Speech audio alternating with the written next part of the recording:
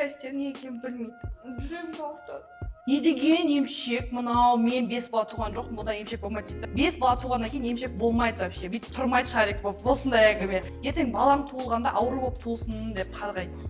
Мамаларың өліп қалсын. Себебі мен күнде видео түсіремін, күнде тиктокқа 10-15 видеоны саламын да, еще проекттерге барамын, еще басқа съемкаға барамын да, сонымен мен жағдай күшті, 2 этажды үйі бар, машинесі бар, бассейні бар, 4 ұлы бар екен, мен ең кішісімін. Барып едім, ақша керек па не деді, сен состоятельный, жағдайы жақсы, бір күшті кісі.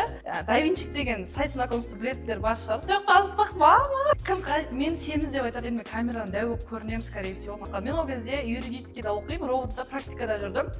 Жоқ, магазин Шұғылада, бәрі біледі. Тиктокта салдым ғой, Шұғылада келіңіздер деп. Қазір ол жаққа да көп адам келіп жатыр.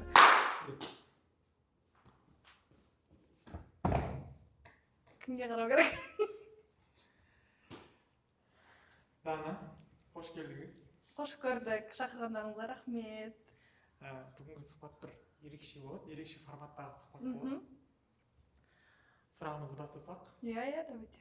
Жалпы 2026 жылға қандай жаңалықтармен кірдіңіз? 2026-ға күшті жаңалықтармен кірдім. Новый бір күшті ұсыныстар келіп жатыр, күшті бір проекттер келіп жатыр. Одан кейін барып үйленейін деп жатырмын, тұрмыс құрайын деп жатырмын. Сол жаңалық бар деп айтайын. Біз сізді тұрмысқа қимаймыз. Жоқ, уайымдамаңыздар, тұрмысқа шықсам да менде бәрі андай налайт, сен расслабление болады деп қойсын ба. Ол бастысы. Дана, сізді жалпы көбісі негізгі өнер алды қызыл тіл дейді, өнеріңіздің басын қаламынан бастадыңыз. Бір болайық па, мен білмеймін. Қосаяқтың алдында басталған менікі. Сіздер өйтіп айтпаңыздар. Оның енді сізге ерекше бір қалай айтса болады, атақ дей ма, жоқ, елге танымалдылық алып келген сол жоба екенін бәріміз білеміз, мойындаймыз. Сол жобаға келуіңіздің себебі жалпы неде? Менікі негізі көбісі ойлайды, камера қарап ойлайды, негізі мені көбісі қосаяқтан көтерілді деп ойлайды. Нет, на самом деле мен қосаяқтың алдына дейін танылып жүрген болатынмын. 2021-ден бастап түсірем. 2021-де мен 16 жастамын. 2021-ден бастап видео түсіріп, подписчиктерім тиктокта 50 мың болып жақсы болып жүрдім. Одан кейін барып қосаяққа бардым. Ол жақтан мені үлкен кісілер танып бастады. Басқа региондағы, Қазақстанның басқа региондағы адамдар танып бастады. Сол жағынан маған үлкен үлес қосты. Ал қосаяққа мен не үшін бардым? Себебі маған 18 жаста, мен 18-ден ол кезде, сол кезде дейтін маған айтты да, ол жақта жақсы жігіттер келіп жатыр, Дана дейді да, үйдегілер. Үйдегілер маған сол кезде жақсы бір жігіттер келіп жатыр, сен де сол жаққа барып көріп, вдруг күшті жігіт келесіп қалады деді. Жарайды деп бара салдым. Соны қалай бардым қосаяққа, солай мен етім тірілді деп айтайыншы. Потому что мен 18 жасқа дейін андай деп жүрген едім да, кішкене жуастау едім. Мен қазір өзі жуастым негізі, но ол кезде вообще қатты жуас едім да, одан кейін барып кішкене қатайып бастадым қосаяқтың арқасында. Сол. Жобадан кеттіңіз, танымалдылыққа ие болдыңыз. Тиктоктағы жарған ең үлкен Дананың видеолары ол автобус жүргізушілерімен әңгімесі. Өте өзекті, қызықты әңгімелеріңіз әлі күнге дейін закрепте тұр. 3 видеомда. Одан кейін ең қатты жарып кеткен сіздің әңгімеңіз ол пакет туралы әңгіме. Пакет, сметана, автобус қоса үшеуі қатты жарды ғой бізді.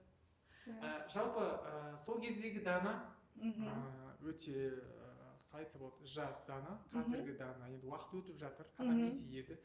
Айырмашылық бар ма? Өзіңіз жалпы сезесіз ба? Ой, конечно, бар айырмашылық. Негізі әр жыл сайын любой адам бір өзгеріске ұшырап отыратын шығар. Тек мен ғана емес. Енді ол жақта менде өзгеріс болды. Ол кезде мен 16-тамын мен, 17-тем ол кезде мен. Ол видеолар 17 жасымда түсірілген, мен оны 19 жасымда қайттан салдым.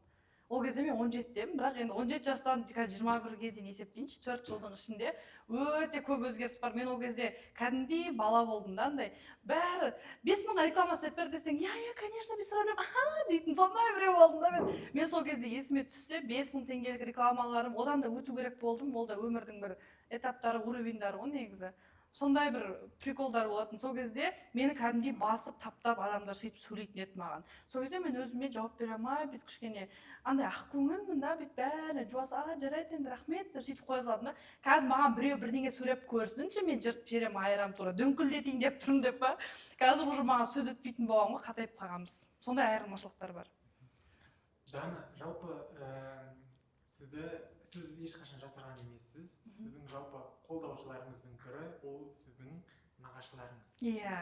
Сіздің Дәурен ағаңыз. Аха. Осы кезде айтып кету керек, Дәурен ағаңызға үлкен сәлем. Иә. Дәурен ағаңызды көретін. Көреді, иә. Сіздің Дәурен ағаңыз өте сізді жақсы, сіздің роликтеріңізге жалпы поддержка беретін кісі. Ол кісіңіз бір вайнға түсу керек болса, қалайса болады, ұзақ көндіресіз бе, әлде өзі дайын тұра ма түсуге? Жоқ, бізде мама ұзақ көндіресін кей кезде. Басында маманы ұзақ көндіретін, Дәурен аға екеуі қатты ұзақ көндіретін. Еще апам бар ғой ішінде. Қазір Дәурен аға, апа, мама, всем привет. Ол кезде басында бастаған кезде мен басым ай болып тұр, түсірме, мен домашний киіммен тұрмын, түсірме деп. Мен негізі контентім сондай да, более шынайылықпен, лайв форматта. Сол кезде Дәурен ағалар басында қырсады, түсірмей ұят болады, ойбай бүйтпе деп ше. Одан кейін үйреніп кетті. Қазір Дәурен аға осындай видео түсіреміз, давай дейді да. Уже қарамайды қандай екен, жаттайтын сөздер болса ғана жаттауға бір апта берем, бір аптадан кейін тексерем, тексеріп видеоға түсіреміз. Комментарий, хейт. Жалпы өзің хейтке пістім деп жатырсың. Жақын туған туысқандарың қалай қабылдайды хейт? Ой, мен үйдегілеріме бәрібір айтады. Кім қалайды, мен семіз деп айтады, енді мен камерадан дәу болып көрінемін, скорее всего, маған бәрі айтады. Сен камерадан дәу болып көрінеді екенсің, өмірде кішкентай екенсің дейді да.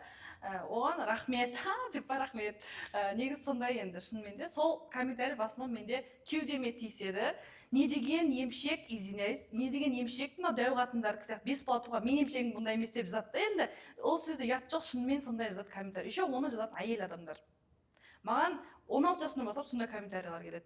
Не деген емшек, мынау мен 5 бала туған жоқпын, бұндай емшек болмайды дейді да. Ойбай қыздар, әйелдер, 5 бала туғаннан кейін емшек болмайды вообще. Бүйтіп тұрмайды шарик болып, осындай әңгіме. Мен сөйтіп жауап беремін.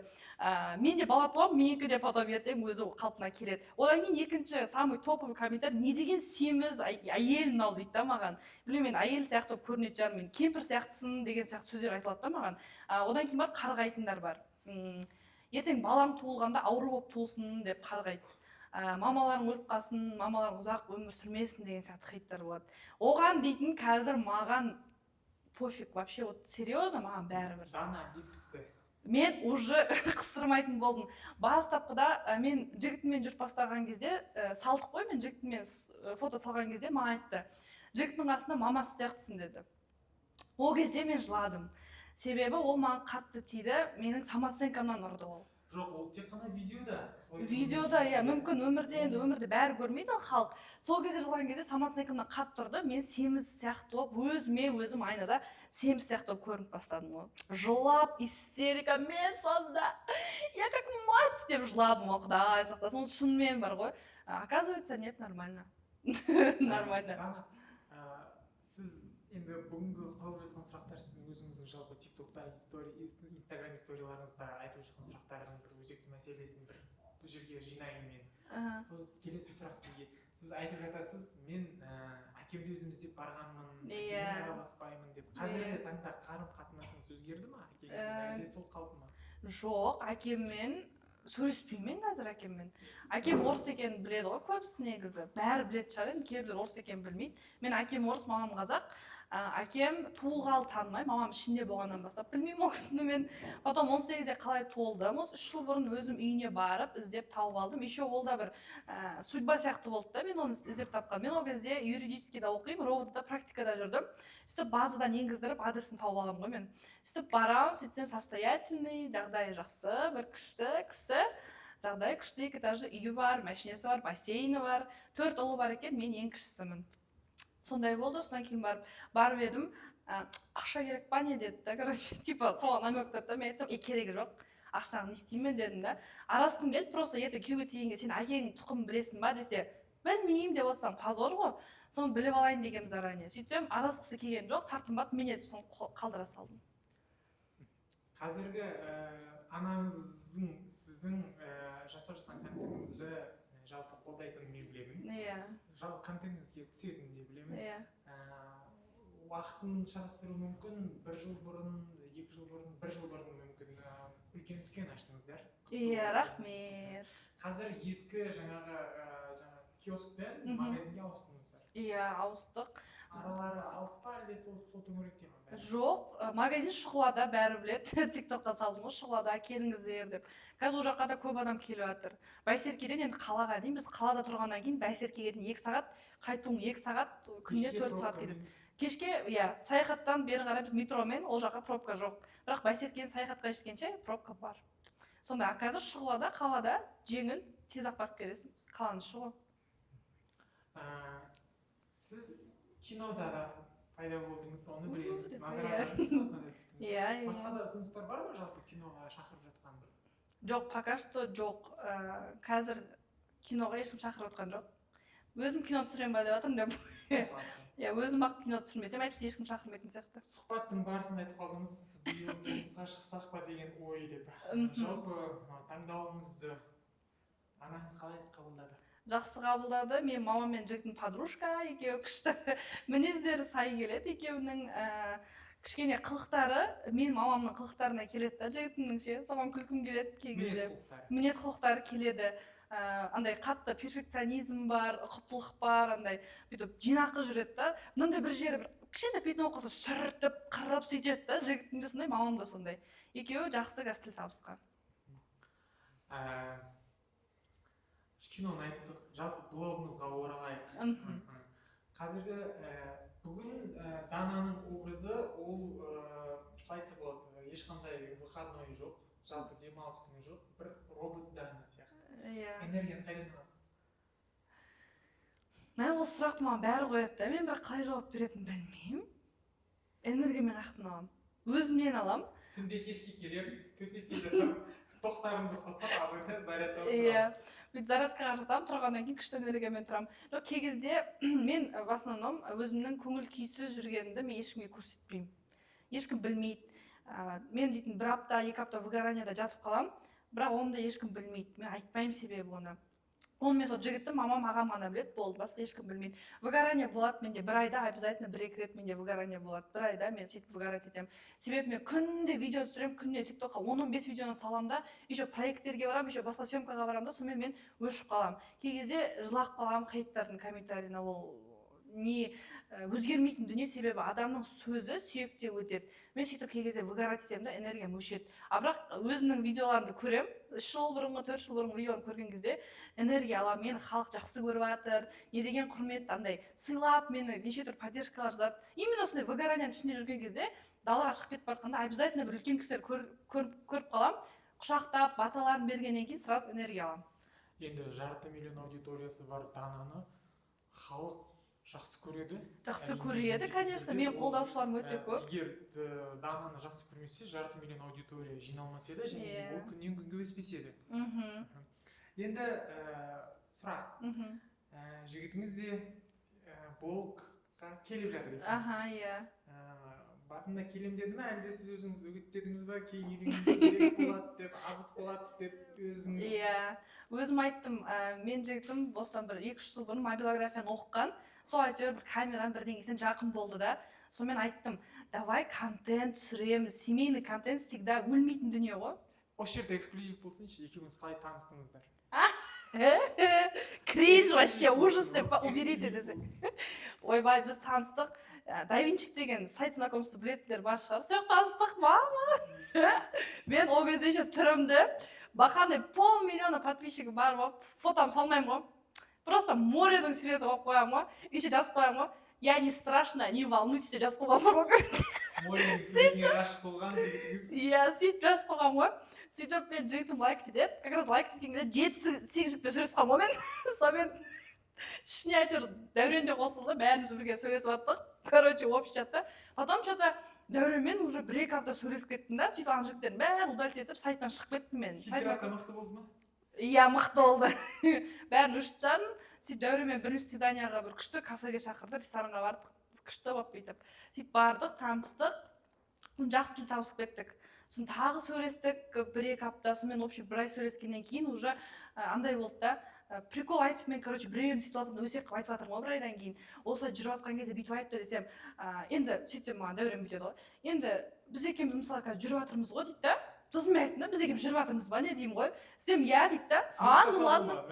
ұсыныс жасау. жоқ мен жүріп жатырмыз ба деді да сосын иә жүріп жатырмыз деді ну ладно дедім да жүріп кеттім солай өзім өйтіп қатты ғашық боламын все тұрмысқа осы жігітке шығамын деген ой вообще менде болған жоқ. Просто сол 1-2 ай наверное деп ойладым. Біз 3 ай 4 ай жүргеннен кейін барып мен көрсеттім Дәуренді адамдарға. 3-4 айдан кейін көрсеттім. Жалпы жаңа сұрақ қойып айтып жатсыз ғой, Моренің суреті тұрды аватаркада. Жалпы сіздің жаңағы аудиториясы бар, аты бар, өзінің бір қазіргі оны мойындау керек, действительно өзінің бір орны бар, алатын орны бар блогер ретінде. Көрген кезде ең бірінші ой қалай болды Дәурен? Ол мен танымайды. Дәурен мен танымайды болып шықты ғой. Мен өзім бір түрлі сезіп қалдым негізі. Бүйтті да маған. Менің бірақ видеомды көрген екен андай. Еркектерге пародия жасаған бір видеом бар, соны көрген екен. Костюм киіп алып, мұрт сақал. Типа ол мен емес андай бір видео бар, короче. Айтайын ба, нет, айтпай ақ қояйын ба оны? Ну, в общем, сондай бір видеомды көреді да, сонымен таныпты. Одан кейін барып TikTok-ын, Instagram көргеннен кейін деді да, короче, офигеть деп, мен кіммен сөз жатырмын деп, деп шок болып сондай болды. Одан кейін барып қазір үйреніп кетті, қазір блогқа тартып кеттім. Блогерлердің арасында, жалпы TikTok-ты қарасаң да, Instagram-ның арасында да өздерінің достарымен бірге коллабты көп жасайсың, коллаборацияны. Оның ішінде жаңағы жасыратыны жоқ, Арай бар, Қанат бар, білде бір магазинді көтерген. Одан кейін Сула бар, жалпы бір достарыңыз өзі армияда қазір. Сәлем айтсаңыз болады. Сикош, привет! Жалпы бір-бірлеріңізге көмекке қаншалықты тез келесіздер? Қаншалықты көмектесесіздер бір-бірлеріңізге контентпен? Кәдімгідей қатты көмектесеміз негізі. Мысалы мен Қанаттарға звондап айтылам, Қанат менде осындай күні съемка болып тұр, сен келе аласың ба деймін. Сөз ана ок уақытын адресін дейді, болды. Сондай ғана. Алматының облысы болмаса болды, бұлар Алматының іші болса норм. Және Қанат, Арай шақырса, сіз де баруға? Ой, мен часто жүремін олардың ішінде. Мен де кей кезде ішім пысып, қастарына барып аламын. Мен де видеоға түсейін деп сөйтіп жүремін. Өзімде идеяларымды тауып барып түсіре береміз. Сондай біз жақсы көмектесеміз бірімізге. Өмірде тиктокер емес, блогер емес, жалпы өнерге тым қатысы жоқ құрбыңыз бар ма? Менде құрбы жоқ. Бәрі достар. Иә, тек ұл балалар менде. Мен қыздармен қатты араласа алмаймын. Мен сенбеймін қыздарға. Менде көп күйгенім бар қыздардан. Орысша айтпақшы, женская дружба не существует для вас. Да, на самом деле существует, просто менің сол бір подругам жоқ, не знаю. Ондай адамдардан мен талай күйіп, уже қызбен дос болудың қиын екенін түсінгем сол кезде. Қазірдің өзінде де қорқасың, бір қыздармен арасам ғой, енді қыздар жоқ емес. Олардың да арасын осындай көре алмайтын біреулер шығып, бірдеңелер оқып жүрсе тағы апасына да. Сондайды уайымдайсың все равно. Дананың асқақ арманы бар ма? Иә, бар, Голливудтан шығу. Мен ағылшын тілін білмеймін. Енді үйреніп жүрмін қазір ағылшын тілін, ладно. Просто мен андай арманым бар да. Мен Голливудта, красный дорожкада бейтіп, шашпен, көйлекпен сөйтіп шығамын да. Сөйтіп тұрамын, мені интервью алады ғой. Дана, бірдеңе, вот она, какая вы красивая, вот стыдно такая, уровень, бірдеңе деп сұрайды ғой енді. Сөзіме бүйтіп тұрамын да, я мен осындай жетістікке жеткені менің халқыма рахмет деп сондай айтамын да, қазақша. Сосын дейді, американецтер мені дейді, переводчикқа салып, сөйтіп қазақ тілін көтергім келеді да, мен білмеймін не жүрді екен. Сондай арманым бар. Голливудта шығып, қазақ тілімен сөйлесем, бәрі дейтін взрывающий болса, күшті болатын еді. Жобаларды, ұсыныстар түскен кезде қабылдамайтын жобаларыңыз бар ма? Жалпы жарнама болсын, түсетін жобалар болсын. Ол қандай жоба? Казино. Казиноны алмайсыз? Ставка, казино реклама жасамаймын. Блогерствен қалай бастадым? Бір рет жасадым, оны білмедім мен ставка екенін. Ойын деді да? Ну ладно, ойын болса ладно деп 2 сторис салғам ғой. Сөйтсем ставка. Ол маған ағам жазады ерінаға. Дана мынау дейді ставка деп. Ма деп аналар ақшасын салып жедім, қайта удалить етіп салғам. Ондай керек емес деп. Бірақ негізі көп казино ставкалар маған жазады. 2 миллион, 5 миллион береміз деп. Ақша все равно азғыртады. Любой адам сондай. Идеальный пәк адам андай, вау дейтін адамның өзі ана 10 миллион деген ақшаны көрсе, ойланып қалады. Ну ладно, жасай салайық деген сияқты 10 миллион хотя бірдеңе аласың ғой, стоящий бір вау дейтін. Мен дейтін, маған айтты 10 миллион теңге береміз, 5 TikTok, 2 Reels саласыз деді да, бір казино айтпай қойын. Жоқ дедім, сосын. Сонда кей кезде түсіме кіреді деп па? Шучу. Жоқ, просто халыққа жүрегім ауырғаннан кейін жасамаймын казино ставка реклама.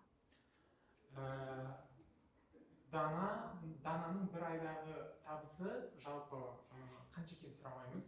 Вау деп. бір айлық табысы Дананың өзіне және анасына жете ме? Иә. Тағы да жұмыс жасау керек па? Тағы жұмыс жасау керек. Қазақша қазіргі тілмен айтқанда хотелкаларыңызға жете ме? Хотелкаларыма жетпейді деп. Шучу, мен мама екеумізде отношения андай. Мама менен ақша сұрамайды, мен мамадан ақша сұрамаймын. Болды. Біз егер мама менен ақша сұраса, қарызға деп алады. Даже 5000 теңгенің өзін біз мама екеуміз қарызға деп сұраймыз. Мама маған айтады: "Ты мне ничем не обязана" деп айтады. "Я тебя не родила не для того, чтобы ты для меня была всю жизнь обязана" дейді да. Сен өзің өмірін сүріп, ары қарай жақсы болып кетсін деп сен тудым дейді. И все, бізде осындай отношения. Бірақ мамаға туған күніне былай просто так беріп қоямын. Әрине, біз көреміз Таиландқа жолдама беріп жатқандарыңызды, ақшалай сыйлық беріп жатқандарыңызды. Иә. Енді қайтадан жаңа отбасылық бизнес дейді ғой, жаңағы дүкенге оралайық. Дүкеннің маркетингі сіздің қолыңызда екенін біз білеміз. Иә. Жалпы дүкеннен түскен пайданы сіз қалай аласыз? Әлде барлығы 100% мамаңыз? 100% мамамдікі. Мен алмаймын, мен продукты мен аламын, бартер деп па. Мен жаққа барам, видео түсіріп кетемін, бір маманың орнына демалысқа жіберемін да, мамам 1-2 күнге. Өзім видео түсіремін, Дәурен екеуміз видео түсіремін, сөйтіп продукты мен алып кетемін, үйге макарон, тауық, тұз, сахар алып кетемін. Болды, сондай. Осы жерде анаңыз туралы бір сұрақ қояйық. Анаңыз әлі жас. Иә. Ертең сіз тұрмысқа шығасыз. Егер де анаңыз өзінің теңін тауып тұрмысқа шығамын деп жатса, сіздің бала ретінде, то есть қарым-қатынасыңыз және көзқарасыңыз қалай болады? Күшті болатын еді. Себеп мен мамам әйелдік женское счастьенің не екенін білмей өтті. Жылағым келеді осы теманы қозғасам ше. Ай, туғын абияға жылады. Айтпаймын мен. Бізге де контент керек, Дана неге жылады деп. Жылауық деп айтатын болды маған бәрі. Бізде дейтін, сөйлей алмай қалдым ғой. Мама женский счастье не екенін білмейді. О кісі карлауай жоқ кереміз. Бізде в основном мама маған бір сөз айтады да, сол сөз жүрегімді ауыртады.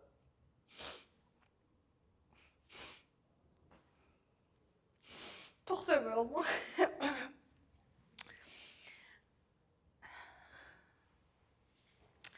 Андай бір сөз бар да. Менің өмірімнің жолын қайталама дейді, короче. Спасибо. Мен өмірімнің жолын қайталама дейді да. Ол кісінің өмірі қиын болған. Мен әкемен-ақ білуге болады деп. Енді ол кісі нормально бір күйеуге шығып, бір бақытты болған жоқ біздің мама. Ол кездегі әйелдердің көп сондай сияқты. Мен көп таныстар, мамалар сондай да, күйеусіз асыраған. Еще мен жалғызбын ғой, біздің мама дейтін. Біздің мама жалғызбын да, басқаларды 5-6 баладан өздері жалғыз асыраған мысалы. И олар әлі күнге күйеуге тимей, еркек сияқты болып қалған да. И мен мамам тоже сондай. Сол мамам көргенде жүрегім ауырады. Мамаға айтамын ғой, жас жігіттерден ұста деп қоямын. Мамаға қарсы енді бір 40-10 жас арасы жас жігіт болса күшті емес па? Қаны қайнап тұрғанда деп тұрған күшті ғой. Мамаға сөйтіп айтамын, жас жігіттерден ұстаңыз мама деп. Если мен ертең күйеуге тиіп кеткеннен кейін мама бір күшті жігіт келістіріп, вот Дана мен дейтін күйеуге тиейін деп жатырсың, қалыңмал сұраймын деп ұзатам деп. В общем, сондай. Сол маманың сол сөзіне жылағым келетін. Әлі де сол сөз есіме түсіп жылаймын да. Мен өмірімді қайталама дейді да. Соған жүрегім ауырады мамаға. Енді өмірлері қиын болғанда ол кісілердің сол қиыншылықты мен көрген жоқпын мысалы. Соған рахмет мамаға. Иә, шүкіршілік етеміз. Біз сол өмір көрмедік. Құдай сақтасын. Жалпы отбасыда тәрбиенің барлығы отбасынан ғой. Өзіңіз қай жерде болсаңыз, сұхбат бергенде де, эфирлерде де өте өзіңіз салмақ ұстайсыз.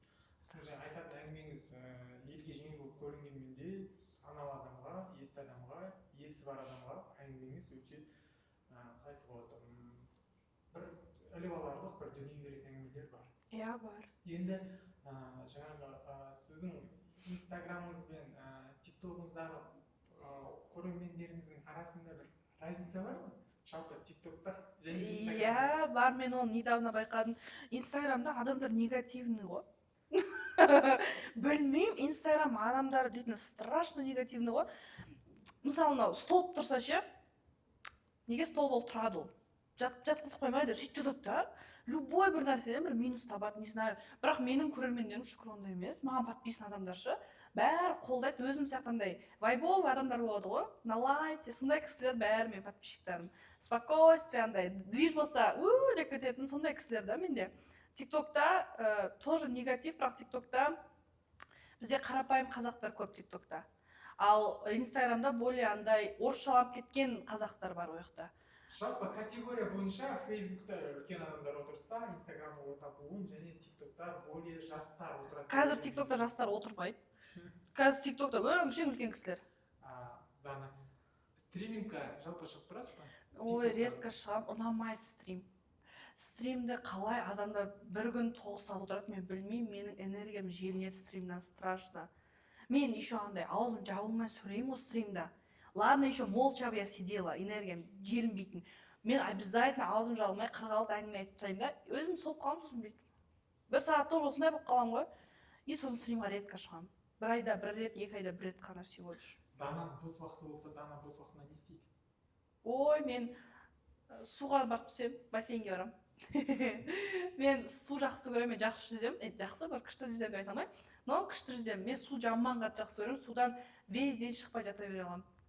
Сразу бассейнге кетіп қаламын, демаламын деп. У меня сегодня выходной деп кетіп қаламын. Или баняға барып пиво ішем. Ренжімеңіздер. Уже 21 бар деп па. Баняға пиво ішкен тоже бөлек. Еще мамамен вообще күшті.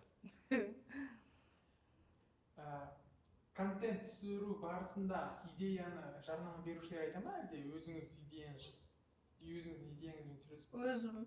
Маған айтады, ана сіз қалай деп көресіз дейді, мен айтамын, осылай көремін деймін. Или кейбіреулер даже уайымдайды, ана сіз өзіңіз идеяңызбен келесіз ғой дейді. Сосын ладно деймін да, өзім идеям құрастырып барып түсіріп беремін. Сіздің қазіргі таңда сіз қанша брендпен жұмыс жасайсыз? Қанша магазин, бренд жалпы? Қазір 1-2.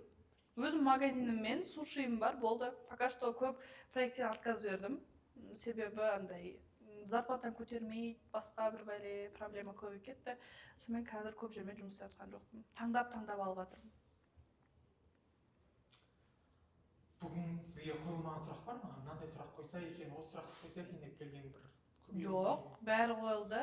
Зато жыладым деп па. Контент істеп беріңіз. Иә. Дана кітап оқи ма? Оқымайды. Дана кітап оқымайды деп па. Мен дейтін Дейл Карнегидің 6 кітабын оқығам. Психолог бар ғой, вот сол кісінің 6 кітабын оқығам. Одан кейін вообще кітап қызық емес болып қалды ғой. Психологиядан кейін кітап қызық емес болып қалады екен, білмеймін. Мен андай кейбіреулер бар ғой, андай кітапты оқиды, жанрлары. Фэнтези оқиды, сосын андай ужастик бірдеңелер оқиды, андай мелодрама оқиды ғой. Ұнамайды маған сондай. Фантастика ұнамайды, ужастик ұнамайды, маған только кино ғана ұнайды, болды. Детектив пен триллердің киносы ғана ұнайды, болды. Кейбіреулер прям сүйіп оқиды ғой, менде ондай жоқ.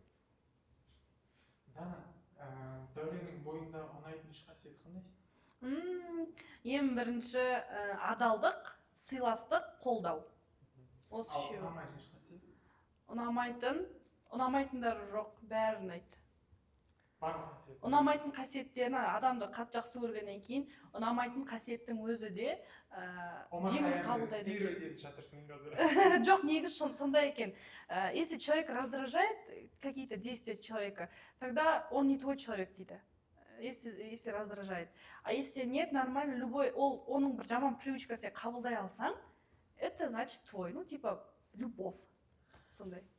Жалпы Дананың ашықтығы соншалық. Дана қалай бар, солай эфирге де түсіріледі, сторисқа да шығады, тиктокқа да түсіріледі. Дәуренге қиын болған жоқ па басында қабылдау? Жоқ. Ашықтығыңды?